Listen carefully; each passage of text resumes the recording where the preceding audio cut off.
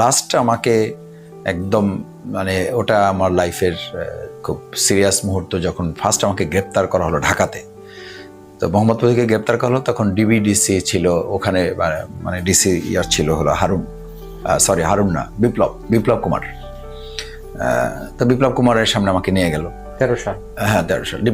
বিপ্লব কুমার আমাকে নিয়ে গেল। বিপ্লব কুমারের সামনে আমাকে হাজির করে বলা হলো যে আপনাকে তো অনেকদিন ধরে খুঁজতেছি, আমার ভাগ্যটা ভালো যে আপনাকে আমার এরিয়ায় পাইছি, এটা তো প্রাইম মিনিস্টার এরিয়া, আপনার সাহস কি, আপনি এখানে ঢুকলেন কি করে? তা আমি বললাম, কেন প্রাইম মিনিস্টার এরিয়া কি আমাদের পাসপোর্ট নিয়ে? আমি ঠিক করলাম যে পাসপোর্ট নিয়ে ঢুকতে হয়, বা এটা কি আমাদের জন্য নিষিদ্ধ এলাকা? বলছেন আপনি বুঝতে পারবেন যে আপনার পরিণতিটা কি হয়। তো রাত হয়ে গেল, রাত 1:30-2টার দিকে আমাকে একটা টিম বের করে আমার বাসার জন্য আমাকে জোরাজোরি করলো। তা আমি খুব চেষ্টা করলাম যে বাসায় আমার বৃদ্ধ বাবা মা আছে, সন্তান আছে, আমার ওয়াইফ আছে, তাদের মুখোমুখি না হতে।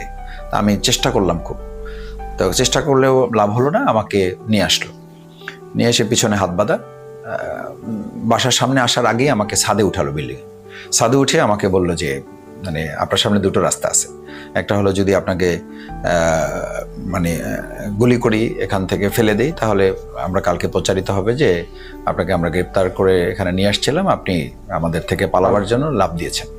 আর একটা হলো যে আপনাকে আমরা শ্যুট করবো এখানে, তাহলে হবে যে আপনি পালাতে চেয়েছিলেন, বাট আমরা আপনাকে ধরতে গিয়ে শ্যুট করতে গিয়ে আপনি মারা গেছেন।